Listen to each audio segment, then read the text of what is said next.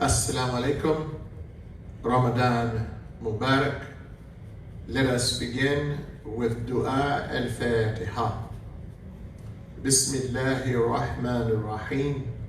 Alhamdulillahi Rabbil Alameen. Ar-Rahmanir Rahim. Malik Yawmiddin. Iyaka na'budu wa iyaka nasta'in. Ihdina as-siratal mustaqim. صراط الذين أنعمت عليهم غير المغضوب عليهم ولا الضالين. Ameen. Now I'm going to read the translation for those of you who are not Muslims, or even those who are Muslims and don't understand what I just read. That was Al-Fatiha, the first chapter of the Quran.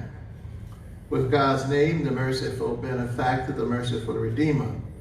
All praise belongs to Allah, the cherisher and sustainer of all the systems of knowledge. The Merciful Benefactor, the Merciful Redeemer. Sole Master on the Day of Judgment. Thee alone do we worship, and Thee alone do we seek for aid and assistance.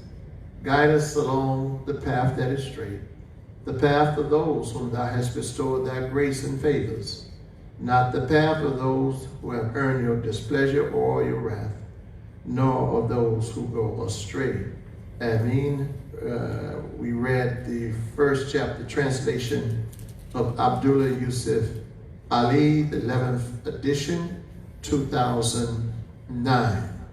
Welcome to our second week of our Ramadan session, coming to you live from Jacksonville, Florida. I'm the presenter, Imam YAHYA ABDULLAH, from here in MASJID MUHAMMED. Beautiful weather today.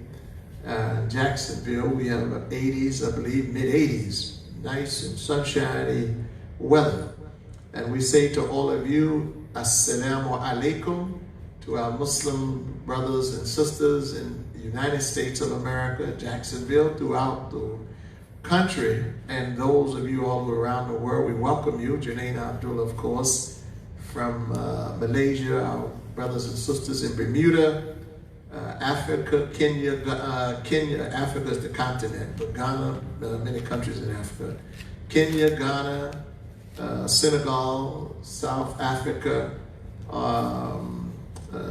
Dar es Salaam, also Pakistan. We have a number of people who join us from Pakistan and India, Indonesia, Saudi Arabia, Kuwait, Abu Dhabi, Dubai, all over the Muslim world. We say to all of you, Ramadan Mubarak.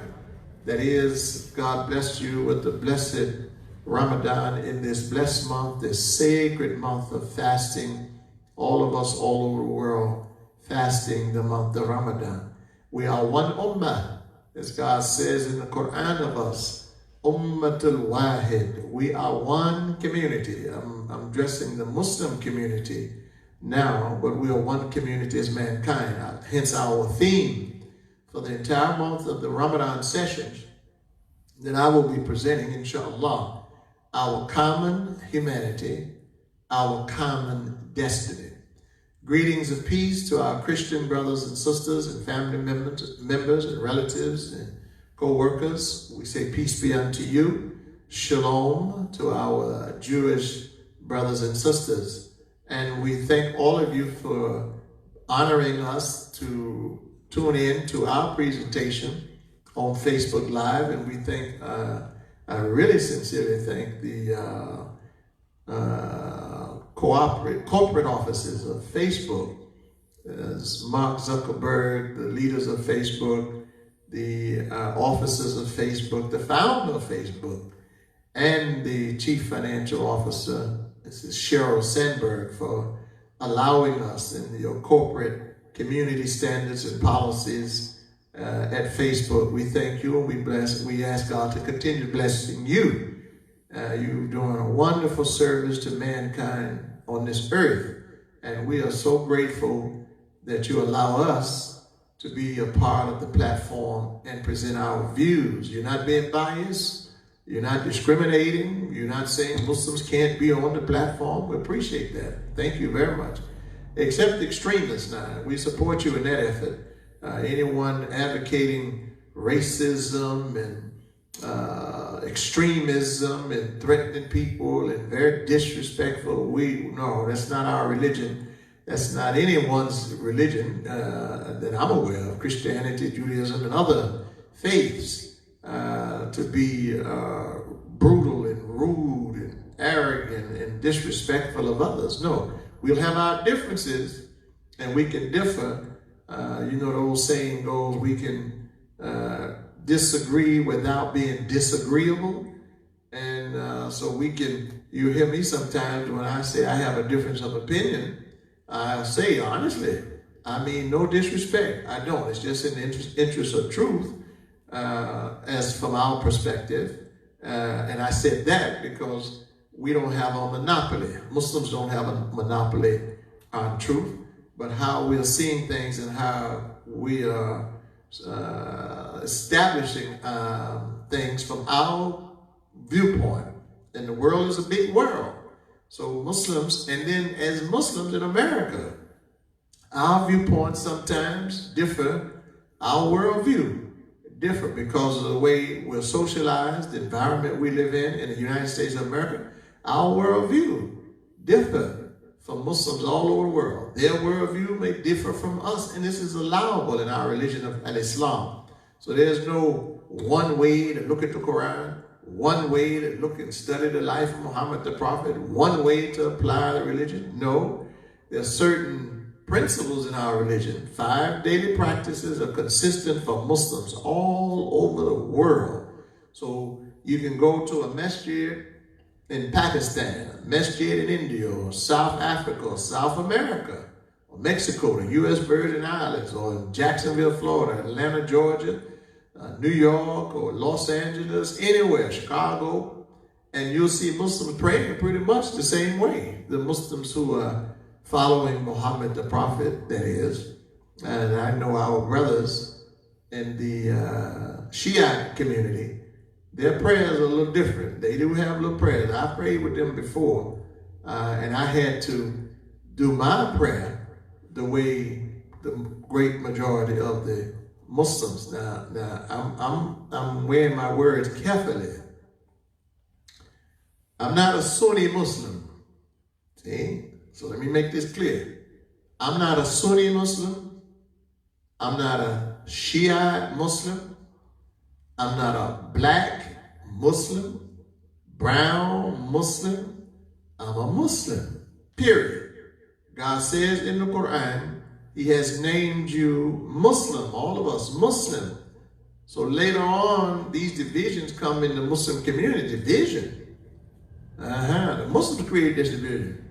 And even if they didn't create it, they still promoting it and advocating it with all these identifications. I'm Sufi, I'm Salafi, I'm Shia, I'm this, I'm that. No, Allah didn't give us all these names. We are Muslim. That's the name in the Quran. There's no such thing as Salafi Muslim in the Quran. There's no Sunni Muslim in the Quran. There's no Shia Muslim in the Quran. There's no black Muslim, white Muslim, brown Muslim, yellow Muslim. Muslims don't identify themselves by colors. No, we don't do that. And really, now that I think about it, I don't know that even Christianity, black Christians, white Christians, brown Christians, you don't hear this color connotations for people in religion, not unless they're very, very basic minded. So we're Muslims, period. So that's why I said I prayed with my brothers who were calling themselves Shiite, but their form of their prayer different than most of the Muslims who are not Shiite Muslims, okay? And I didn't want to say Sunni Muslims because I'm a Muslim, not a Sunni Muslim, a Muslim, period. So, blessed Ramadan to all of you. And before I start on the presentation for today, I have some housekeeping, we call them housekeeping notes. And the first one of these is I want to acknowledge and congratulate members in our community here in the United States of America for presenting to other Muslims, non-Muslims, our Christian friend relatives in America during this blessed month of Ramadan. The learned brothers and sisters, learned imams and learned sisters in our community who are not imams. And we don't call our sisters imams.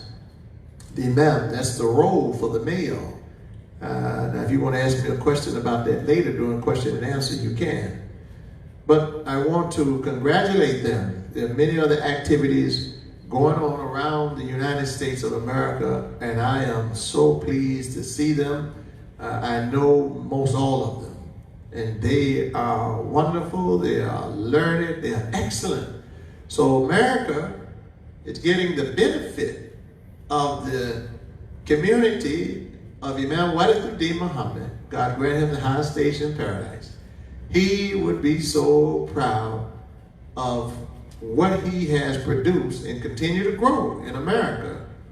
And in this sacred month of Ramadan, the Americans who are watching and others in America and people around the world, not just America, particularly if you're up on Facebook, and some of them are presenting on Facebook at other times, some this time, and the people around the world, Muslims also around the world, are getting to hear, to see the new Muslim mind, homegrown in the USA. I was mentioning this in Jummah prayer yesterday, how Allah's light is neither east nor west.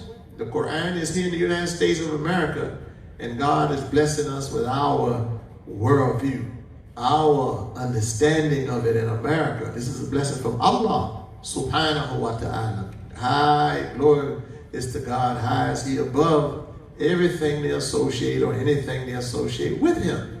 So we are, so at least I can speak for myself, and I know others too, but I am thrilled to see so many of my friends, brothers and sisters, especially from the young generation, our next generation coming up, sharing insights, knowledge, scholarship from the Quran and the life of Muhammad the Prophet, coming from the children of former slave masters. This is a tremendous blessing for us in the United States of America to be able to, first of all, fast the month of Ramadan, and with all Muslims all over the globe, practice the religion of Islam in America. And America is not stopping us, preventing us. As a matter of fact, I saw a news, something was on the news, a little disturbing, but I was okay once they caught him. I said, okay, they got him, that's good. Some fool out of Missouri, 120 miles, I believe, south of St. Louis, like fire gas or gas bombed the Islamic Center there. But the FBI got him. They arrested him because of the Muslims had a camera, video camera, and they were able to recognize the person that did it. So why am I mentioning that? Because the government, the law enforcement officials, I'm saying this for Muslims around the world now, and those of us in America, when they are aware, the FBI and others, law enforcement, they prosecute the people who offend Muslims, attack Muslims' houses of worship, just like they do everybody else in America. So we thank them for that. There's swift action to capture this idiot. Yes, that's what he is. He's a fool and an idiot. The mosque, he doesn't understand anything about the house of worship of God. And he's motivated by the influence and the spirit of Satan, the devil. But they got him. The law enforcement got him. So Muslims, we have the law enforcement in our community. I know a lot of criticism about them sometimes, but they also step up and do what they are supposed to do when injustice is carried out against Muslims. So we thank them for that. Now, I'm not talking to you all that just hate everybody in law enforcement. There's nothing good that anybody can do. We have bad folk in law enforcement, good folk in law enforcement. You have bad people in everything in the world, in every field. Bad people, good people. Okay, so I wanted to say that. Congratulations to them and acknowledge them. And also study Al-Islam, where my dear friend Fitra Muhammad, she's been doing this, coordinating this effort for years. I believe going on 6, 7 years now. And every morning, about 5 o'clock Eastern Standard Time, they have, she have presenters in our community. Imam, my good friend out of Philadelphia, he presented this morning. Imam Muhammad ABDULLAH, scholarly in our community. So in the morning times, you can tune in to Study Al-Islam, and you can go on their website, studyalislam.com or .org, and see the schedule, and it's on our Facebook page, and see the wonderful learned brothers, imams, and others in our community presenting this month, every day in the morning times, okay, for Study Al-Islam. And she was sharing with me, now this is progress, big progress. They had close to more than 900 people. It was 900 people this morning on the phone. Allahu Akbar, God is great. And I remember when it was just small numbers, and it's constantly growing by the grace of Allah. So congratulations to Fitra, and you keep on keeping on, my dear sister.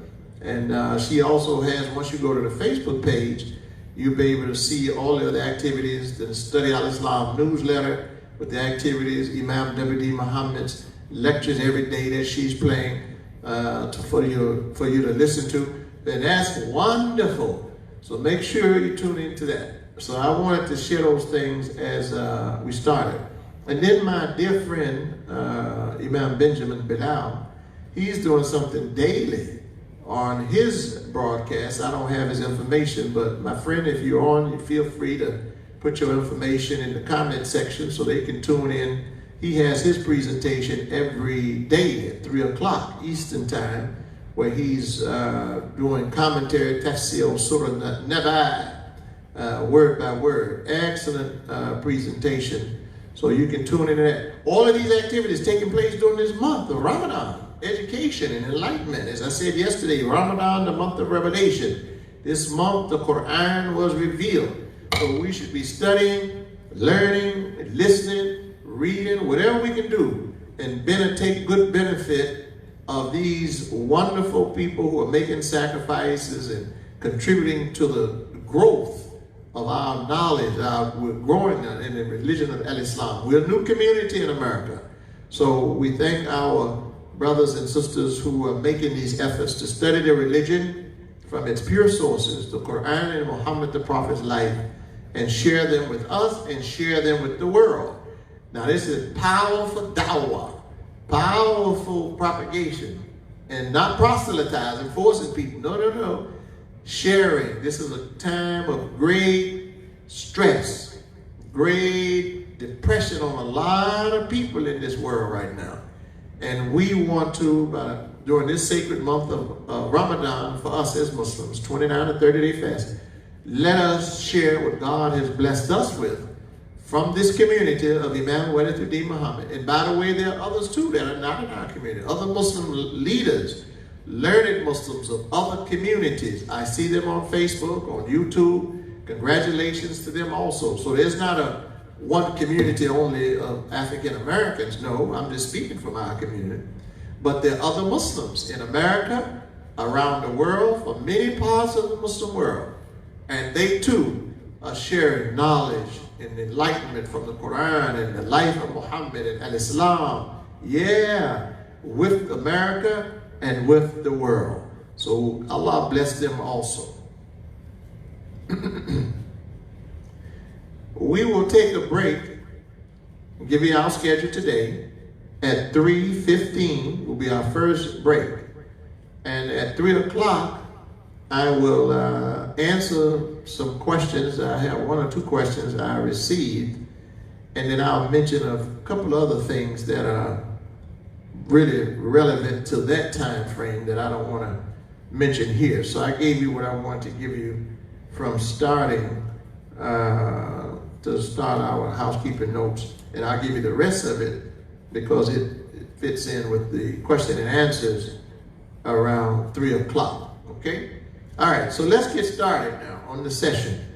So this is session 1, May 2nd, Saturday.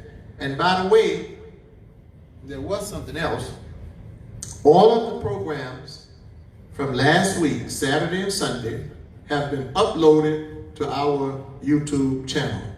I got my laptop back fixed, so I loaded up the Ramadan session from last Saturday and Sunday. It's on YouTube, so you can watch it later on television, your smart TVs or TVs at home. YouTube, our channel for YouTube is Al Islam Worldwide Ministry. That's our own YouTube channel, my own YouTube channel. And the Jummah prayers, the last 3 weeks, including Jummah from yesterday, is also uploaded to the YouTube channel, Al Islam Worldwide Ministry. So when you go to the YouTube, please subscribe. It doesn't cost you anything to subscribe. Our numbers are growing on the YouTube channel, on Al Islam Worldwide Ministry, by the grace of Allah. And I didn't share, now, and I was sharing this with my dear friend Fitra. I said, you know, Allah says to us in the Quran, share good news with the believers, because we always know about the critics, always criticizing something and complaining.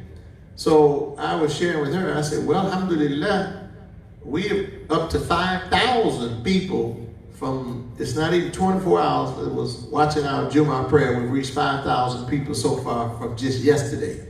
And for the month of April, and I'm talking about Masjid Muhammad, the site that you're on right now, for Masjid Muhammad, alhamdulillah, 30,000 people that we reached for the month of April. 30,000 people by the grace of Allah.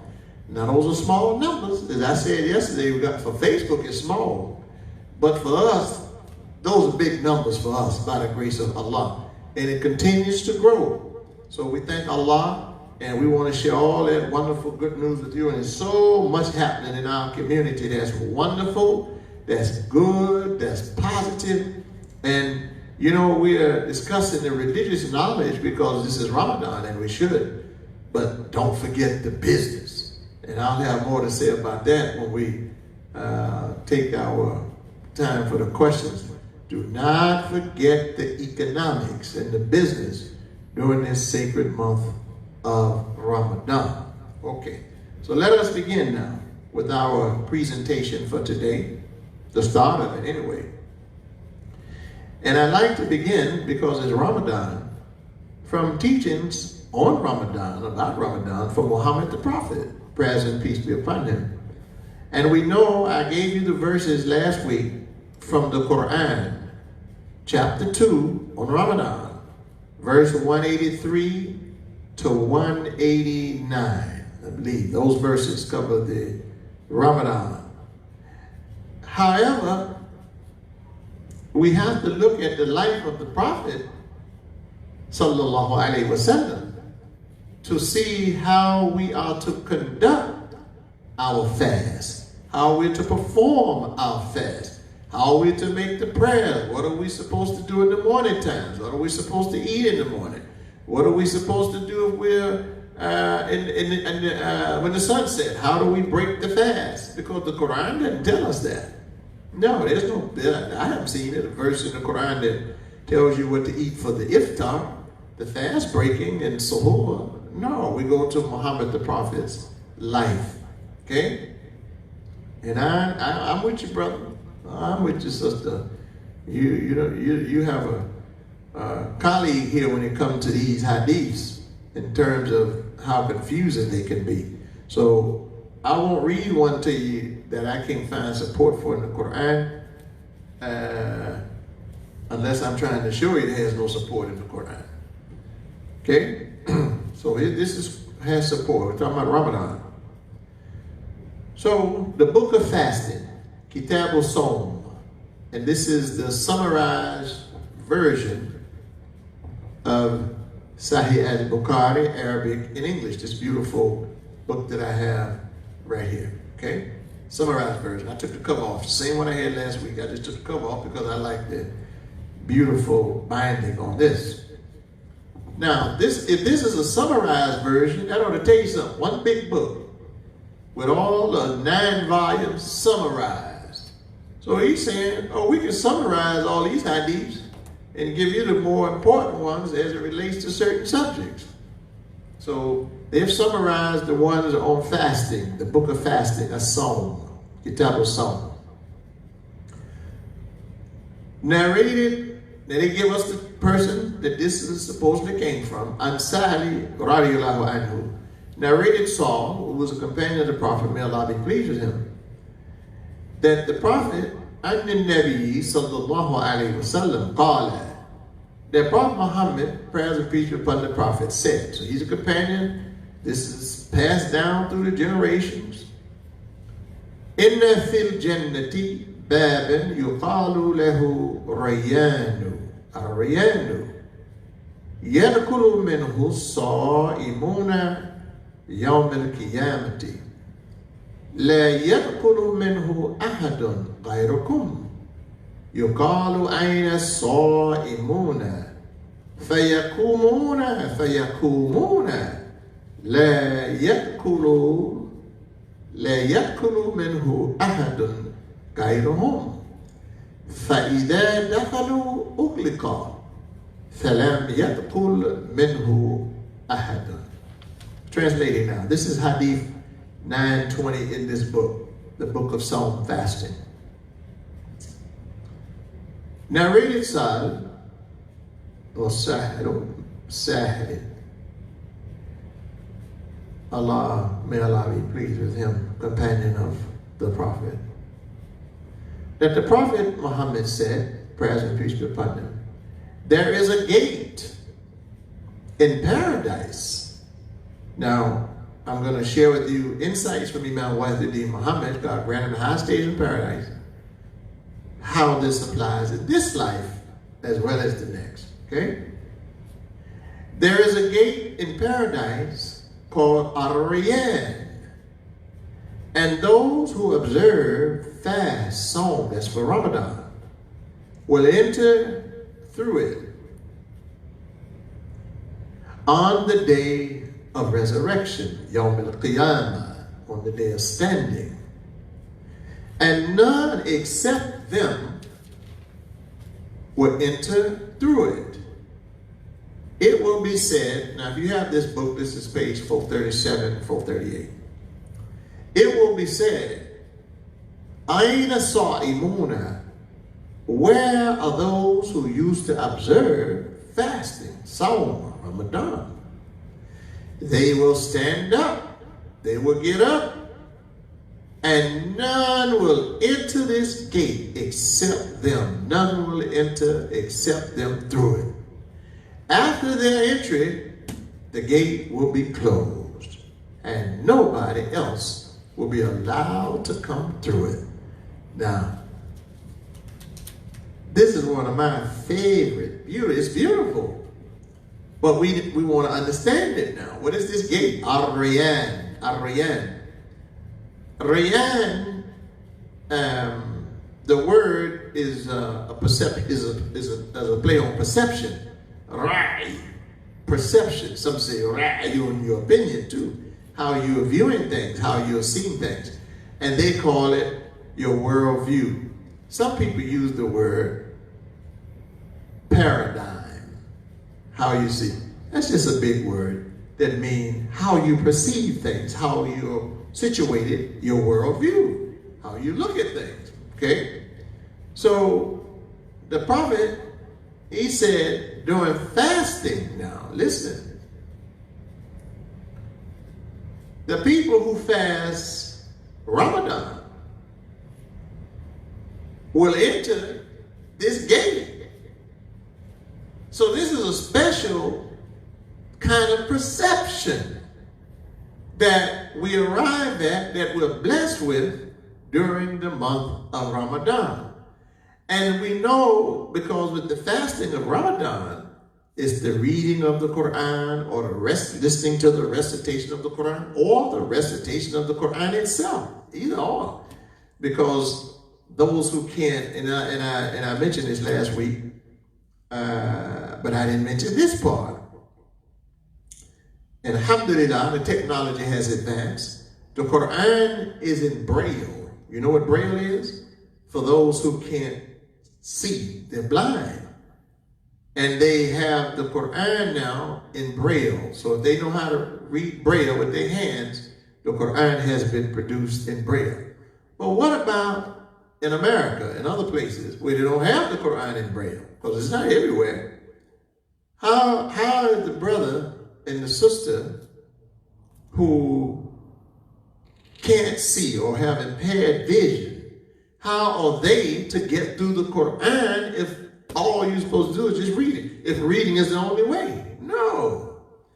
Again, with the technology, we live in the 21st century, and we have this advanced technology. You can download the apps, because I was instructing one of our members here in Jacksonville, Florida, so I'm sharing something with you personally. And I'm talking about Al-Rayyan. All right? New perceptions. How the mind is opened and sensitized to consciousness. And the subconscious is sensitized by fasting during the daylight hours during Ramadan, reading the Quran, and or listening to it. So I said to our brother here in Jacksonville, he called me, and those of our members in the Jacksonville Muslim community, greetings to all of you all in Jacksonville also, Jacksonville, Florida. You all know who I'm talking about, our brother here in Jacksonville. So he called me, he said, "Imam, I can't read the Quran, you know, I have impaired vision." I said, "Yes, my friend, I know, but there's an app that you can download on your phone, or you can go to YouTube and listen to the Quran." And he said he couldn't even do that.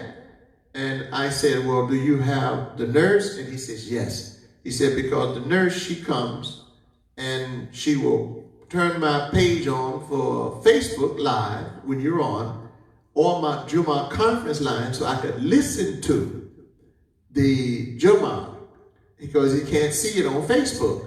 And he said, "I can follow like that." He said, "But I can't see the pages of the Quran. I can't read it." And I said, "My friend, there are many people like you. Allah knew that. So he gave us this modern technology where you can listen to the Quran, recite it, Arabic and English." So I told him, I said, "Well, you have your nurse to come and download the app for you so you could listen to it Arabic and English." Okay? So, Ar-Rayyan. Ar-Rayyan is that special blessing that Allah, in a special door, is called Bab. Huh? See? Bab, inna fil jannah, T, personalized. Bab. So in Jannah, in paradise, you say, "Well, ma'am, that says in paradise." Well, let me connect something for you. This is a Ramadan session now, so we'll make the connections. Chapter 89, and this chapter is titled Al-Fajr. Fajr. Okay? Al-Fajr. So we have a chapter titled Fajr, for the Fajr prayer. In the morning, the first prayer for Muslims is the Fajr prayer, when the light breaks the sky. Al-Fajr. And verse 27. Now we're talking about Jannah, Ar-Rayyan, Bab. The door. Don't forget the doors now. The door or the gate. Okay? And the Quran mentions in another place there are 7 babs, 7 doors to Jannah. 2, 4, 6, 7. How we receive knowledge. How knowledge comes to us through our senses. 7 doors, 7 gates. So these doors are our senses too. Not just a door, a physical door, spiritual doors, intellectual doors, intuitive doors, gates, bab. All right? So Allah says in the Quran, chapter 89, Al-Fajr, making a connection with Al-Rayyan and Jannah. Verse 27. Bismillahir Rahmanir Rahim, with Allah's name, the merciful benefactor, the merciful redeemer. Ya ayyatuhan nafsul mutma'innat irji'i ila rabbiki radiyatan mardiyatan fadkhuli fi ibadi wadkhuli jannati. The garden inside. This is personal. Jannati. All right? To the righteous soul will be said, "O thy soul, in complete rest and satisfaction, nafsul mutma'inna." Now you know this is the third one of the soul. And I was sharing with another one of my dear friends that we don't have a third resurrection. We have two resurrections. And resurrection is on two, not three. On the third level, you should be rested. Where are you getting that from, Imam Yahya? Well, Imam W. Muhammad shared it with us and made the connection, so I'm going to share it with you. All right, I'm going to keep my hand right here. We make connections. I'm here all day, there's no rush. Ramadan session, chapter 75, Al-Qiyamah, the resurrection. Okay, Al-Qiyamah. Now, the hadith says what? يَدْخُلُ مِنْهُ الصَّائِمُونَ يَوْمَ الْقِيَامَةِ. So, connection, Jannah, Fajr, Qiyamah, Surah Qiyamah. 75. Bismillahir Rahmanir Rahim. Verse 1. La uqsimu bi yawmil qiyamah. I do call to witness the day of standing. The day when you're standing up in qiyam. Well, we do that 5 times a day for salat. We do that for the Taraweeh prayer, which I'll be conducting tonight live on Facebook. God blessings be with us. 9:30, because somebody asked me that. 9:30 tonight and tomorrow night, but 9:30 we will conduct Taraweeh's prayer live on Facebook for those who want to participate. Last week we had more than 350 people who participated live in the Taraweeh prayers, the night prayers. On Saturday, on Sunday we had more than 450 live. The Taraweeh prayer is also uploaded on YouTube at Islam Worldwide Ministry, so you can learn how to make this salat. It's on our Facebook page also, Imam Yahya Abdullah's Facebook page, MASJID Muhammad in Jacksonville Facebook page, at Islam Worldwide Ministry Facebook page, Instagram, Imam Yahya 10. It's on all these pages, all their social media, we can put it on. I do call to witness the standing, the day of standing, the day of Qiyam. Verse 2, second resurrection. In the verse 2, it's only 2. وَلَا أُقْسِمُ بِنَفْسِ اللَّوَّامَةِ. So I do call to witness the self-analyzing, self-critiquing soul. Nafsil lawama. So when the soul evolves from nafsil amara bisu'i, chapter 12, verse 53, and it has a resurrection in its soul, that's 2.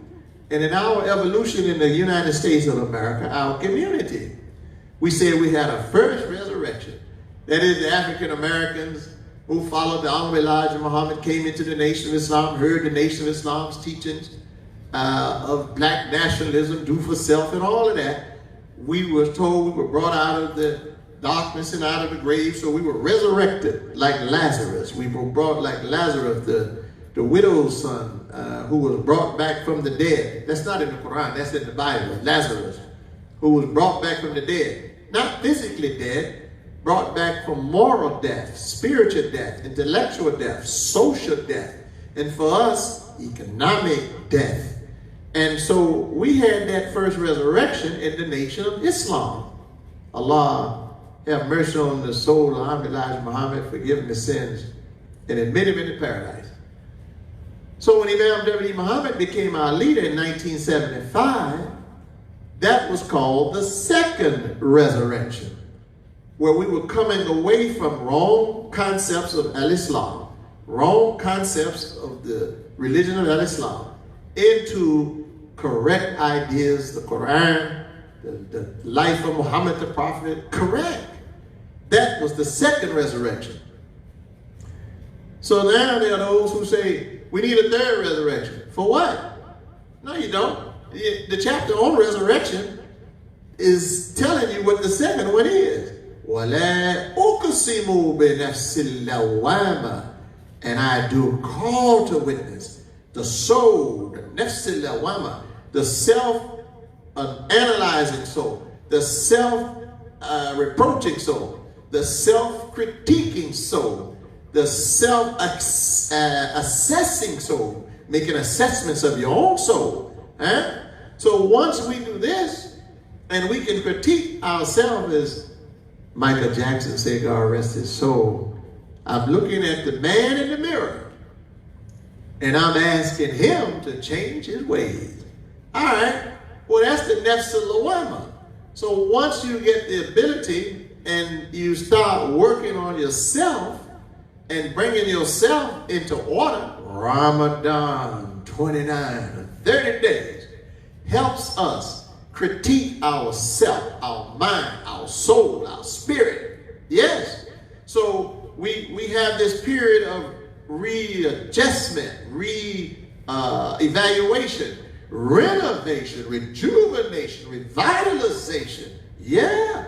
Rehabilitation in our nature, in our soul. Coming back to the fitra, coming back to the nature that we had in the Jannah that Adam was placed in. God didn't say Adam had to die before he went to paradise. Look at the Quran and Bible. He was living in Eden, the garden. That's where God placed him. So we created him and put him and them, the plural picture now, place them in Jannah, Eden, paradise. Well, my perception and understanding of this is crystal clear.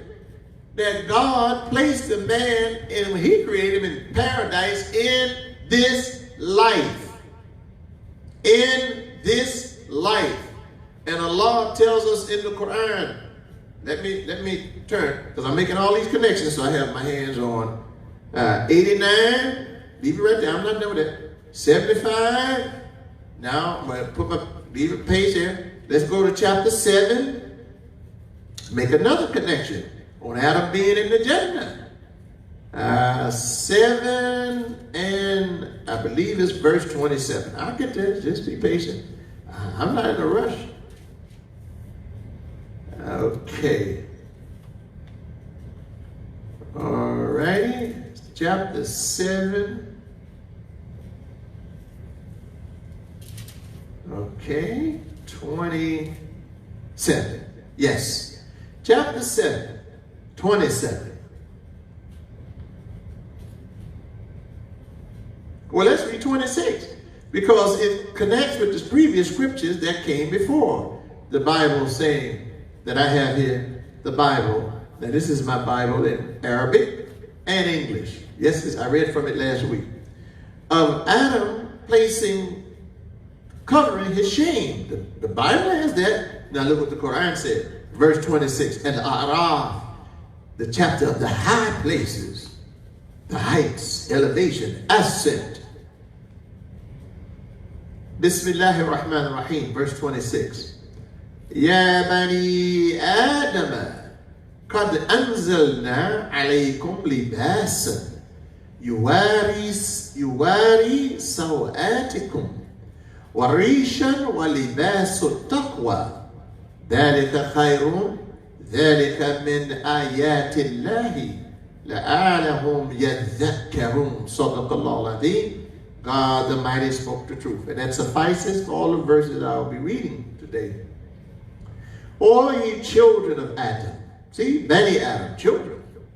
we have bestowed garments upon you, libasan, dress, raiment, to cover your shame, as well as to be an adornment, rishan, for your mind.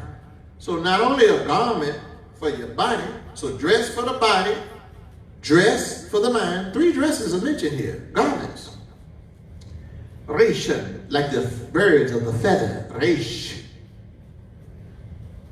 To be an adornment to you, but the garment, walibasu taqwa. And while we fast in Ramadan, chapter 2, verse 183 tells us, لَعَلَكُمْ تَتَّقُونَ, in order that we might learn righteousness, become more conscious of God. Taqwa. To be the best garment is the garment of taqwa. Walibasu taqwa. Not the jacket and the shirt and the tie, the kufi. Not even the ration, the knowledge, the information is going into our minds. That's a good dress too. We need that. God says, I gave you that to cover your body, knowledge to cover your clothes, to cover your body, clothes, knowledge to cover your mind, and knowledge to dress up your soul. Taqwa. Walibasu taqwa. And Ramadan, reading the Quran, a 30th, a juzah, a section every day, or listening to a section every single day, 29 or 30 days of Ramadan, dresses up our mind and dresses up our soul. That is best. Such are among the signs of God, that you may receive a reminder. Now look, we mentioned the Jannah, and I wanted to read verse 26. So now look at 27, and then I'm going to go back. Connected to Nafs al-Lawama and Nafs al-Mutma'inna, Ar-Riyad, the Jannah. That's what we're discussing. And thank Allah for Imam Muhammad for teaching us like this.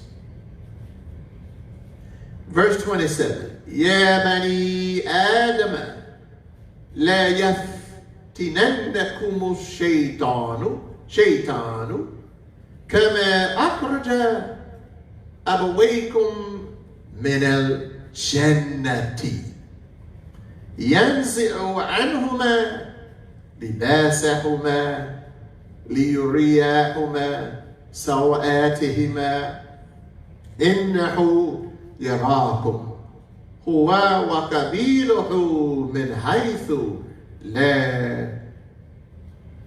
لا ترونهم إن جعلنا الشياطين أولياء للذين لا يؤمنون. It can tell, it ends the sentence. لا يؤمنون. All you children of Adam, let not Satan seduce you. Now listen careful. We mentioned Jannah, dear Muslims.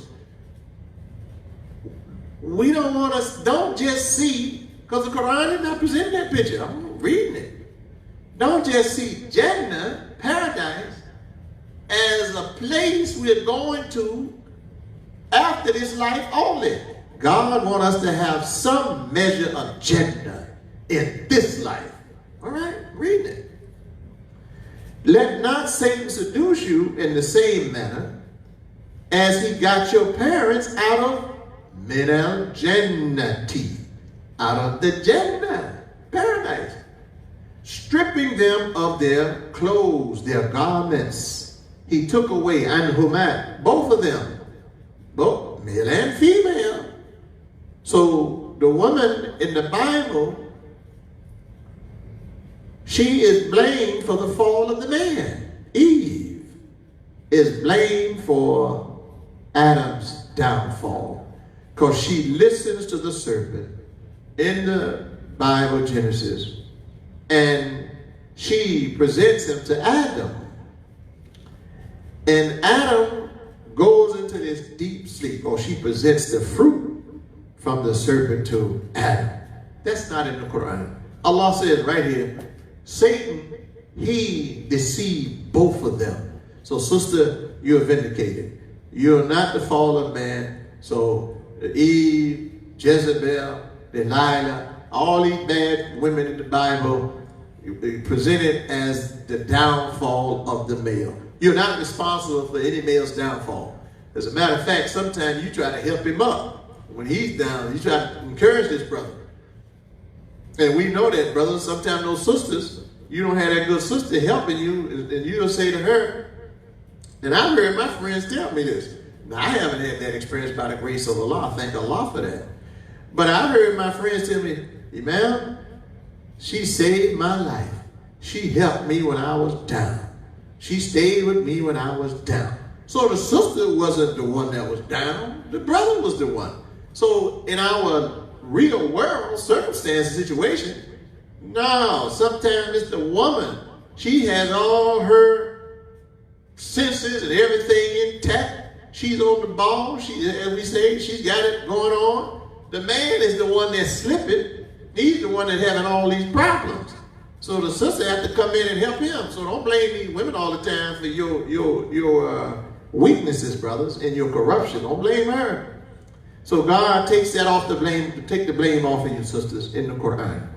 Say, don't let to the children of Adam, speaking to us, the children of Adam, we're all children of Adam, all over this world, children of Adam. I don't care where you live at, in China, Pakistan, India, Saudi Arabia, South Africa, South America, Bermuda, the Bahamas, Ghana, Nigeria, Saipan, where my friend Khalid ABDULLAH, it doesn't matter, with Ajib Bilal and Albania and Eastern Europe, United States of America, Dallas, Jacksonville, Los Angeles, California, Chicago, Atlanta, doesn't matter where you are, Washington, D.C., Philadelphia, wherever we are, all of us on this earth are Bani Adam, children of Adam. Adam is our first father, the first family of man on this earth. Notice what I said, first family. The Bible says we name them Adam and placed them in the garden when we put them in the Jannah. So where's that paradise? On earth, God says, to start. It starts here. So you children of Adam, don't let Satan seduce you in the same manner that he seduced your parents. See, both of them. And took them out of Min al-Jannah, got them out of the paradise. And how did he get them out? Yanzi'u anhuma libasahuma. First, he took their clothes off of them. Well, that's happening too. Soon as they open the beaches in Florida, everybody take their clothes off and run outside the house. And I'm like, what part of indecent exposure you all are not understanding? Well, I'm going to the beach. Yeah, but you don't have to come out and run out the house with no clothes on to go to the beach. So you see, literally, this is literally happening in the world, all over the world. The people, and God says Satan has done this to the people, where the people feel comfortable. They used to be shamed. They didn't go back and study the history. Women didn't used to go out dressed like that. Men didn't used to go out dressed like that. Look at how the fashions evolved over generations. People used to be shamed to walk out there with a short pair of pants on, a short swimsuit on. There's some shyness. Now, they just run out the house with their underclothes on and run to the beaches. Yeah, we free, we can go and roam. And nobody's thinking, how does it set in your mind that this is okay? And under normal circumstances, if somebody, a workman or somebody come to your home to do some work, you'll say, oh, I don't have any clothes. Let me put on some clothes. Well, some of you will do it. I'm sure the majority of you, I don't know, maybe some of you won't. Some of these people out here in this society, because they've been influenced so heavily by Satan. And the Quran says, and Satan will make wrong seem fair seeming, like it's okay. So you have a handyman come out. You say, no, hold on, you can't come. I'm not dressed properly. Well, wait a minute. You can't come in the house, but you walk out of the house. You walk out of the house improperly dressed in the same garments that you would not have anybody come into the house with. And it doesn't dawn in that person's mind that this is improper. This makes no sense because it has become acceptable. Around the world, it has become, now, alhamdulillah, praise God. Some parts of the world, particularly in some Muslim lands, you can't dress like that. Nope. And we want to applaud Muslims in Saudi Arabia. You all keep that practice. Keep it for your males and your females. Keep that practice, that adab. Yes, Islamic adab. You don't go out like that. And Muslim sisters and Muslim brothers, you don't go out with no clothes on even to the beach. Be decent when you go down to, be conservative when you go down to the beach. You can enjoy the beach without stripping off your raiment. And God says this is what happened. I'm applying this to the real world. I'm applying this verse in the Quran to real 21st century realities. And that's what we're supposed to be doing. So we're living in an environment, and I had a brother ask me one time, more than once, I mean many times, but he asked me once, brother, how can you fast in America? The people, they have no clothes on, the ladies with no clothes on, the Burger King, he was from overseas, that's why I'm talking like this. The Burger King, McDonald's everywhere, food places. Brother, how are you fasting? How are you fasting in this society? I said, how you not fast in this society? You should be fasting in this society. And Allah, the Prophet, he said, when Ramadan starts, the doors of the paradise is open, the hellfire, the gates of the hell is closed, and Satan is in chains. So these things, by the grace of Allah, during Ramadan, they don't have no impact on us. And when it's not Ramadan, they really don't have a major impact on us. But we're an extra layer of protection during Ramadan. All right? Let not Satan get you out. Take your clothes off of you. That's what it says. Take your clothes off. Libas humad. Off the males and the women. He stripped you, he got you out of took your clothes off in the same manner as he got your parents out of the Jannah, get them out of the paradise, then stripped the clothes off to expose sawati liyuriyahuma sawatihima, to take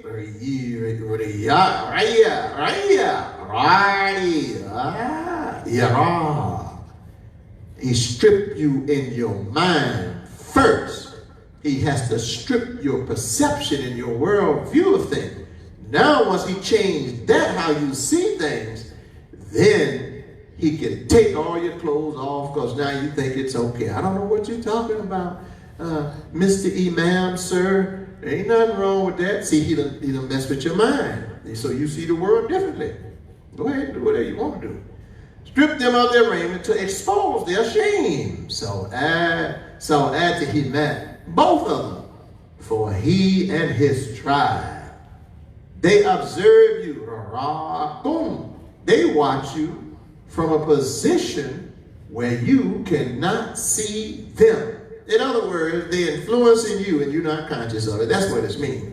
What it means here in one picture, one way of looking at this, is that those fashion designers and trend designers and fad designers who want the world to go a certain way, you don't see what they're planning in their boardrooms. You don't see how they discuss laughing at the people, how they have them with chopped up pants on. They just cut up the fabric and tell you to put it on. And I recall going to school, I would go to school with a hole in my pants, a patch up. Oh no, I can't go to school when I was a child, a young man. Growing up, you couldn't go to school with pants with the holes in them. And people be looking at you, why you need some pants or something? Now, you pay $100 for a pair of jeans and you don't even have all the material for the jeans. Half of the material. And I said, had to cut up in there. And I used to be a tailor in my young days. I made my clothes, some of you all know that. So I'm looking at the people over there, where the rest of the material? You don't have all the pants. My tailor teacher here in Jacksonville, there's no way he would let me make a pair of pants and I got holes in them. He would say, my name was John. He would say, John, where's the rest of the material? You have a piece of pants. You don't have a whole pair of pants. So you all walking around with cut up pants on. The people in the fashion industry are laughing at you. They said, and in fact, it was accidentally done. Somebody made a zip and it cut the pants, and they said, well, throw it away. Someone said, no, don't throw it away. Put it out in the market. Some fool will buy it. And sure enough, a whole lot of fools bought it. And you just see them now, it's acceptable, walking around with chopped up pants on, it's chopped up t-shirts and shirts on. The garment is cut up. These were their throwaways. And you're paying exorbitant money for garments that they otherwise would have thrown into the trash.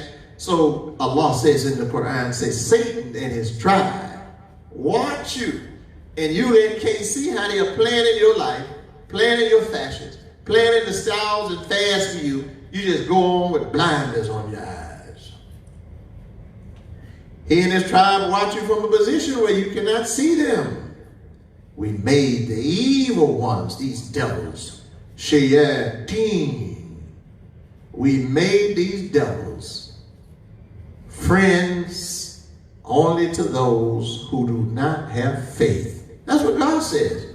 He made the devils awliya lilladhina la yu'minun. He made them protectors, awliya, and friends. That's what that awliya is, protecting friends. So God made them protecting friends for those that have no faith. Okay?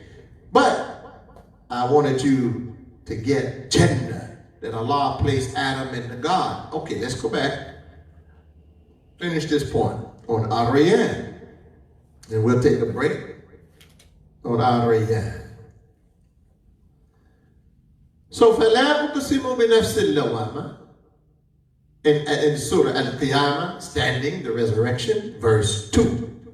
I do call to witness the soul that make assessments and critique itself. Hence, the second resurrection. Now, where's the third soul? That was 2. 89, Fajr. Ya ayyatuhan nafsul mutma'inna, to the righteous soul, be settled thy soul in complete rest. Mutma'inna. See, once you have the second resurrection and you know how to critique your soul, there's no third resurrection. You don't need another resurrection. You're already up. The soul should be at rest. That's what God is showing us. The levels. Nafs al-amara, the soul, demanding soul. I didn't read that one. It's in, I'm telling you what it's at, chapter 12, verse 53. Nafs al-amara bisui, the soul that is inclined to, because of demands on in its urges, demanding it. So Ramadan, bring those urges like a wild horse under control. So the rider, he sits on the horse and he has the reins in his hand. That's us. You're sitting there riding that horse, the horse of your own self. And you're riding the horse of your own nature. And you got the reins in your own hand. And you're controlling that horse. Horse, they don't run away. These are the wild urges. Nafs al-amara bisui. And you, that's that soul. And marriage is driving. Eat, drink. No, your sun hadn't set yet. You got to get your wife and your husband. No, the sun hadn't set yet. I'm thirsty. No, the sun ain't set yet. Whoa, horsey. Hold up. Rein it in. Nafsa, this is my nafsa al-amara bisui, that demanding soul, putting these demands on my soul. But during the Ramadan, I got him. I got the reins on him. Because I'm functioning on nafsa al-awama, the soul in control of its nature. It's guiding, it's critiquing, it's analyzing it, it's educating it, it's enlightening it, it's praying, it's reading, it's listening, it's studying, it's doing charity, it's making tarawih. Nafs al-awama. You keep that up. We keep doing that for 29, 30 days. Ya ayyatuhan nafsu. Ya ayyatuhan nafsul mutma'inna.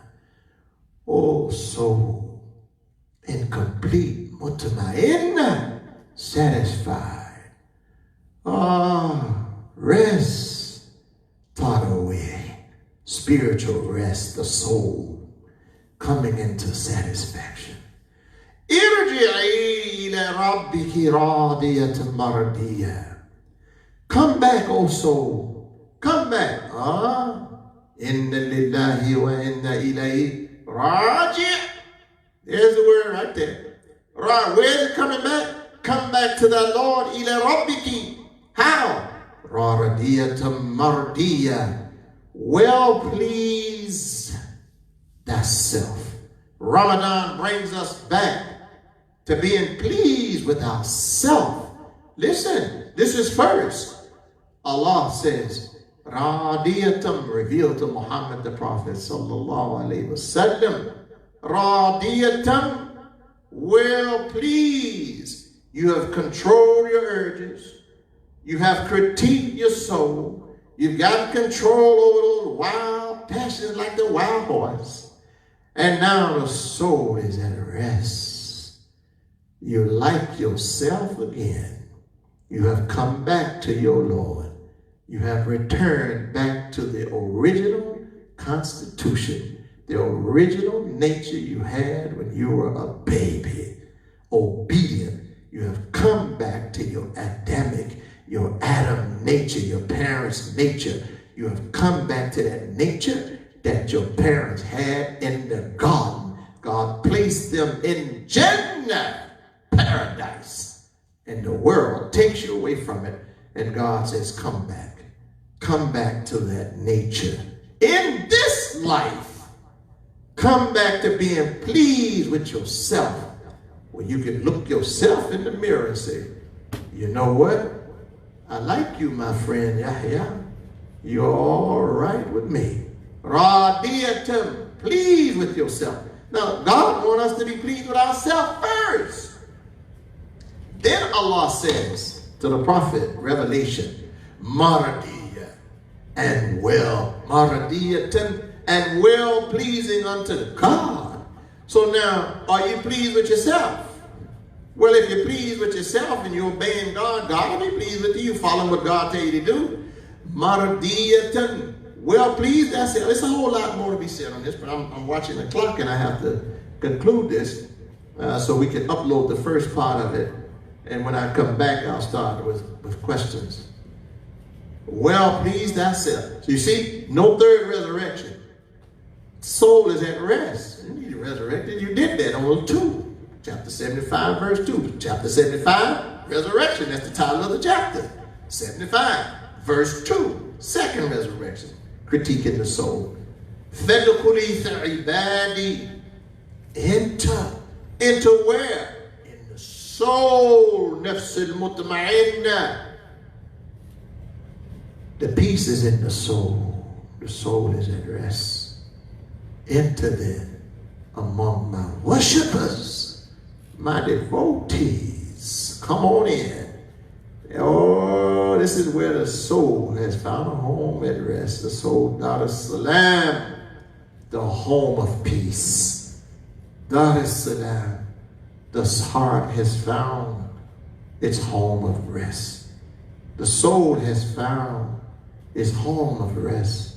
And once you find it, where are you now? How are you positioned, situated? Wadkhuli jannati. You have come back to Jannah. Enter thou my paradise. You have found Jannah in your mind and your soul. You're in paradise. So hence the prophet says, as I conclude, there's a door, Bab, called Ariyan. And those who fast the month of Ramadan will enter that Bab, that door, that gate, where they will have purity of perception, Ariyan, purity of Rayan, perception. Their sight will be cleaned up. Their worldview will be purified. Their vision will be highly focused. Yeah, they'll see it right in the soul. Their intuitive instincts will be sharpened again because they are entering Ariyan, purity of perception, because Ramadan, fasting Ramadan, opened that door, opened that gate, and they're able to enter it while they're fasting Ramadan. And those who don't fast Ramadan will not be able to get into that gate. Allahu Akbar. We thank Allah for blessing us with Imam Waliduddin Muhammad, sharing all this beautiful insight with us that allowed his student, I'm his student, Imam YAHYA Abdullah, to share with you these beautiful, wonderful connections that our leader taught us how to make and how to see these connections in Quran, Bible, scripture, nature, teachings of Muhammad the Prophet. So we conclude this session. We'll take a break. We'll come back at 3:30. I will upload this section to our Facebook page and we will pause. You all come back and join us, freshen up. We'll see you at 3:30 bi-idhnillah, by the permission of God. You notice I'm not saying inshallah. The Quran says do not say what you're going to say tomorrow without adding inshallah. But if it's something you're doing today, you say bi-idhnillah, by God's permission, or bi-fadlillah, by the grace of God. Assalamu alaikum.